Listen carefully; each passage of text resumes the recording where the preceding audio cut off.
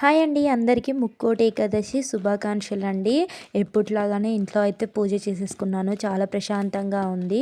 అసలు విషయం చెప్పాల్సింది ఏంటంటే ఈరోజు ముక్కోటి ఏకాదశి అని నాకు తెలవదు. మా అమ్మ వాళ్ళు ఫోన్ చేసి చెప్పేదాకా ఇంకా వెళ్ళి గబగబా పనంతా చేసేసుకొని పూజ చేసేసుకొని ఇంకా గుడికి వెళ్ళేసి వచ్చాను. ఇలా నామం రాయాలని చెప్పేసి అయితే ఇది ఇచ్చారు. రాద్దామని తీసుకొచ్చాను. ఇంటికి రాగానే ముందు చపాతీలు అలాగే కర్రీ ప్రిపేర్ చేద్దామని ఆలుగడ్డలు తీసుకొని వచ్చాను. కాంబినేషన్ బాగుంటుంది కదా ఆలుగడ్డ కర్రీ చపాతీలు. ఇంకా చపాతీలు అయితే చేయడం స్టార్ట్ చేశాను. మా పాప ఉంది కదా కొంచెం టైం పట్టింది అంతే. కానీ తను చికాకేం చేయలేదు. ఇంకా తన కోసం అయితే ఇలా బుజ్జి బుజ్జి 2 చపాతీలు అయితే చేసి తనకి ముందే ఇచ్చేసాను. తినేసింది. కర్రీ అయిపోయింది, చపాతీ అయిపోయింది. ఇంకా నామాలు కూడా అన్నీ రాసేసుకొని పనంతా కంప్లీట్ చేసేసుకొని ఇంకా తినడం అయితే స్టార్ట్ చేశాను. కాంబినేషన్ మాత్రం అదిరిపోయింది. మీలో ఎంతమందికి ఇష్టం? ఇంకా స్పెషల్గా అయితే దేవుని కోసం అని చెప్పి సేమియా చేశాను. చాలా బాగుంది బెల్లం వేసి. ట్రై చేయండి. నచ్చితే మాత్రం ఛానల్ సబ్స్క్రైబ్ చేసుకోండి. Thanks for watching.